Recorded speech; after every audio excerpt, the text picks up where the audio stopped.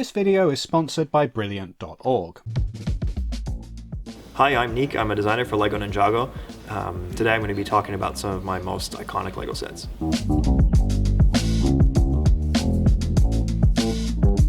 So this is my very first one, LEGO Boost. I worked on this set together with design legends Carl Merriam and Jan Thompson, who it's very interesting from the point of view of LEGO as a generational toy, because Jan made toys that I grew up with, and Jan also made toys that Carl grew up with, and now together with the three of us, we were back in 2015, we were designing this set with three completely different views on LEGO and kind of different generations of people working together.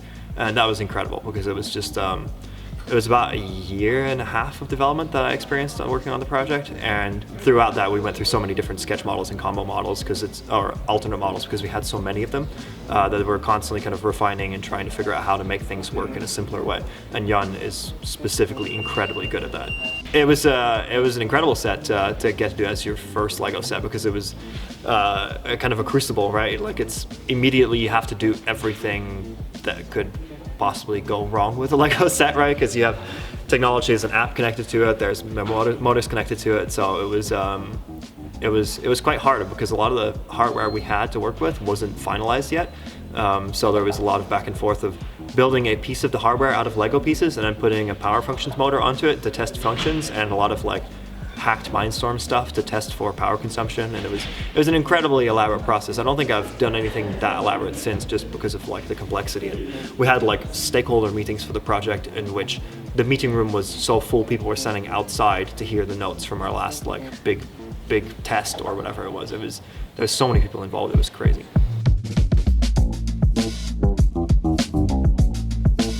LEGO Voltron for LEGO Ideas was my first kind of normal set, I guess. It was my second set I've designed. So it was originally picked up by Sam Johnson, who is currently design experienced designer for LEGO Ideas, and he saw this and talked to me about it, and we talked about how incredible it would be to make something like this out of LEGO, because it's unheard of. We've never done something like this before. An actual combining super robot is kind of everybody's dream to build out of LEGO if you're kind of like an anime fan. So he really wanted to see if we could do it. So he started working on it, and I was an intern back in the time. So I was just kind of scavenging around for work in my spare time, and I helped him kind of build the first 2 or 3 versions of this model, and it was then deemed not feasible for stability reasons. And then summer came around, and I was here in Billund, and I didn't really feel like going anywhere, so I decided to give it another crack and really kind of strip out as much of the Technic as possible, because it was the Technic that gave it a lot of weird flex, which is not what you want when you're building a big model. Everything needs to be rock solid. I recently built the Saturn V, which inspired me a lot with its building techniques of just trying to create as much plates that are reaching from the bottom to the top of the model, and then locking it in a solid way. Lots of bricks as well to keep the body relatively light, as opposed to building everything out of a bunch of tiny pieces. And that really worked out well, and then we got it through our quality screening finally after, I think, almost half a year of development. And then the actual development started, and I kind of took over from Sam as lead designer. He became creative lead of the project at that point, and I took it to fruition. It was incredible. It was really, really cool, and I learned a lot working on that project, specifically about building things structurally sound, because it's such a big model. So yeah, lots of really fun things that I learned working on that, and also kind of a daunting project to work on as like your second project. The first one where you kind of left it to your own devices. It was really fun.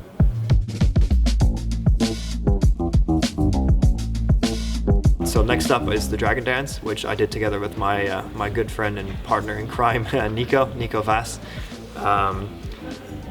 We are kind of two people that normally aren't allowed to work together because we come up with stuff that's sometimes a little too crazy. So this was a project where it was almost ad hoc put together, and Nico and I both signed up to basically to work on this specifically because we had a lot of crazy ideas. And this was the first time I worked on a product that actually came out with Nico. I've worked on thousands of things with Nico in our spare time and just like during creative boost sessions, but they're always deemed too silly. But this one actually made it through because it was actually a product brief, so that helped. I was very much involved in making the mechanism work and making it as smooth as possible.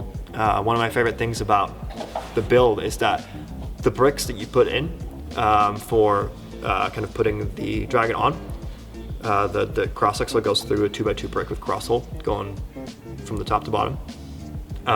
We built it that way so you can take it out and put them into your Lego city, put them in the hands of the minifigures because of the 3.2 bar on the bottom of it. But the cool part about it is the fact that the 2x2 brick is upside down, because when two Lego pieces slide across each other vertically, one of the problems is that there's a microscopic difference in the width at the top and the bottom of the Lego brick, which is called a draft angle, which is something that we use for making sure the brick comes out of the mold properly. When they point the same way, they have a tendency to get clipped behind each other. But while you flip them upside down and you minimize the amount of bricks on the sides, it creates a much smoother transition for the pieces to slide up and down, and I thought that was very fun to figure out. This is something that we looked a lot at when Nico was working on Ninjago City just before the set came out with his elevator. He had a lot of iterations for that, so this is kind of the natural progression of that. Yeah, so as a person that kind of went with the whole process of Hidden Side, I saw this model kind of evolve as the experience and the app kind of changed. One of the cool things I really like about this set is that it's contemporary but also fantasy at the same time, which I think is a very interesting direction. We don't do that a lot with Lego. So having the icon of a school bus combined with all this high-tech stuff to catch ghosts with is really, I think it's really neat, and I think it's a fun avenue to explore. My favorite thing about it is probably the porta potty that transforms into a monster. Also because it's kind of like a combining robot. The two cones form the legs, the sign forms the pelvis, and then the actual toilet forms the torso of the robot. And I think that's super fun. It was a big challenge to design this set, specifically because we were at this point trying to figure out how to reliably make these switches work with the AR. So the gun on top rotates around but has a changeable tile that always stays in the same place regardless of the position of the gun, and then the doors always open up to the same spot. Yeah, it was also, normally in a set like this we would have it either open up or you take the roof off to play in the inside, because either of those features would completely ruin our app's perception of where the model is. It wouldn't be able to recognize it anymore. I made the lab with the entire interior kind of extractable. You can pull it out of the back and you can play as if you're inside of the bus.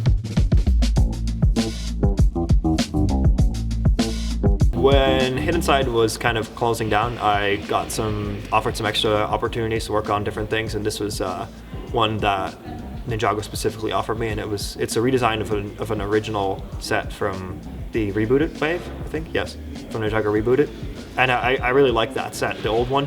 It was created by Adrian Fleury, who is kind of one of the people that made a lot of the kind of old original Ninjago sets.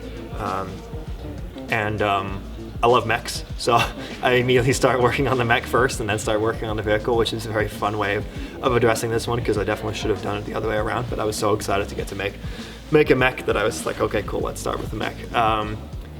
But it was my first foray into just a kind of a regular Lego set, like a play theme Lego set. It wasn't an idea set, it wasn't something with electronics, it wasn't some kind of region exclusive, and it wasn't an app thing.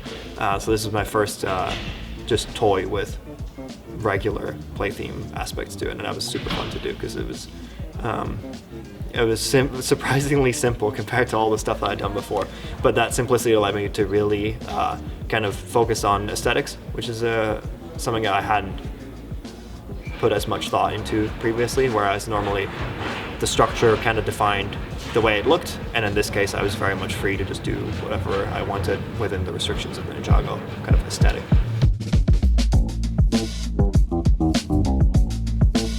This is a Legacy Zane Titan mech, and this one I designed for the next wave of Legacy sets, I think. I don't think there was anything in between. And this is when for the first time, this is my last product that I didn't do as officially Ninjago team. This is when I was still on loan. And I was basically given the brief to make a new version of the original one from 2016, I think, 2015, and I love that set. In fact, when I started designing this, I still had the old one on display. I don't anymore because I don't have as much Lego on display, but I would if I could. But this one specifically, I love the original Mech, and I think it's such a fun toy. So being able to make a kind of like a HD remake of that in a slightly more up in age direction with a little bit more complexity and a little bit more articulation was really fun. And this is kind of the first one I did that was this specific scale. So figuring out the hips on this one, figuring out the knees on this one, that was a big challenge, and that was super fun to do. It was actually for this one that I originally wanted to get the new hip piece that we introduced with the combiner mech of last year. So you can see there's some hints in the design where I was trying to figure out if we could afford that piece, but we didn't end up making for that wave, but for a different one. But yeah, this is I think one of my favorites because of its aesthetic is totally me. Like I love angular, chunky robots. There's very little subtleness to it. It's got a skull for a chest, that kind of thing. Like it doesn't beat around the bush. It's very simple. Next up is the Hydro Bounty for the Summer Wave of that same year, and this one's a weird one because it's one of the ones that's actually not a mech. And when I was given the brief to work on this one, it was just a submarine, and I was trying to figure out what to do specifically with the front space on the submarine, because when you start building at an angle, especially for lower age marks, being able to use that space as a play space would be important, or some kind of play feature. But it didn't really make sense to make an interior of the boat because I was going to need to build a wall for a structure anyways. So I decided, why not make it a mech, because that's kind of what I do.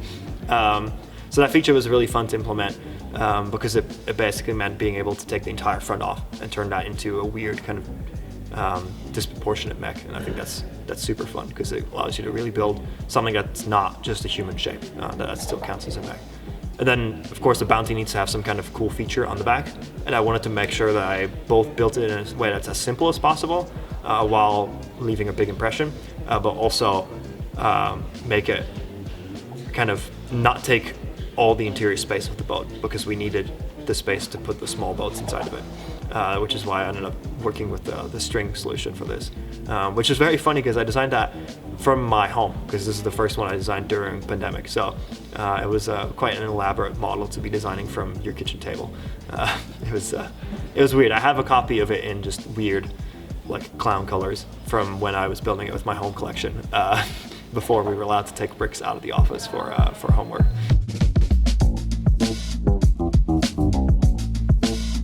Then we have the Ninjago Core Ninja Ultra Combo Mech is the final name, I think, and this is my favorite set I've designed to date, I think, because it combines a lot of the things that I've learned during my time at Lego into one set, and also specifically as a toy. And as time has gone on, I've become more interested in designing specifically for younger age marks, but just generally like toy and play over so much display with what I did with Voltron. So this, I think, does a lot of the things that Voltron does while also being a toy. I think it's super fun that you have basically 5 separate toys and 4 of those come together to form a bigger one. And I think it's just a fun to be able to offer basically an entire play theme in a box. You have good guys, you have bad guys, you have a really big good guy thing, and I think that's neat. And I think the same excitement that made me want to work on Voltron brought me to this, where it's like, we've never done this before with Lego, we've never done this before specifically for kids, so I thought it'd be really cool to make this a reality. This one is also one of the models where it was originally my sketch model and my pitch that made it happen, so I think that's also something to be very excited about. This is a very strange model for me because it's again not my typical thing that I would design. It's much sleeker than the mechs that I normally design, and we're very much focused on making it look kind of almost muscular, making it look as like athletic as possible and like as strong as possible, which is not something that's my normal forte. But I had a really fun time designing it because it's just so big, and it leaves for a lot of space to focus again on aesthetics and focus on how you want things to look. It's very rounded. I normally grab slopes for most of my shaping. I like slopes because they're simple and they're easy to read, whereas with bows I think it's hard to make things easily readable. So this one was a challenge to me, as there was a lot of slopes, a lot of bows in there. I've tried to put as many slopes in there without making it look too angular, but things like the cockpit on the knees and the Ninjago elements on the forearms, I think, help a lot. They're kind of me cheating around not having to use bows. And specifically the cockpits on the knees, I thought were super exciting to try.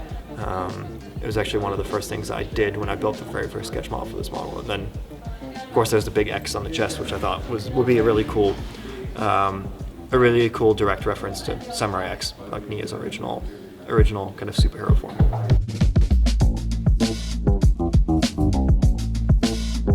Then we have the J Titan mech for this year, which is again very much a departure from what I normally do. Chunky robots. This one's not at all. This one is extremely lean and very elegant, if you will. And I think that was a really fun challenge to tackle. Whenever people ask me if I'm not bored of designing mechs, the answer is always no, because every one of them is very different from the last one. And I think as long as we can keep that up, I'll continue to design mechs. I think it's just super fun. And this one has the cool ponytail, and it's got a giant sword, and yeah, I think it was fun to design because it was so different, and its posture and proportions were just a fun challenge to set it apart from my previous things. Thank you for watching, and don't forget to subscribe to Brick Fanatics.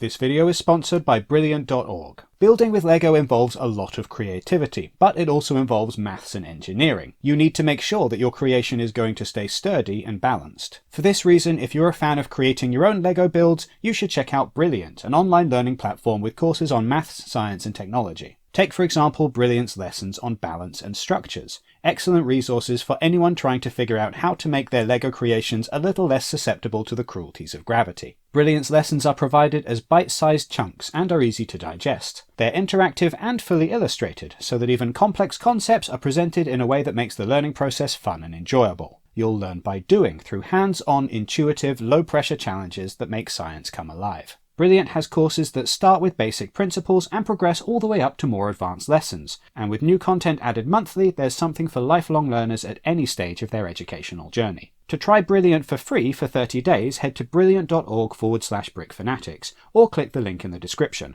The first 200 people to sign up using this link will receive a 20% discount on an annual subscription plan. Thank you for watching.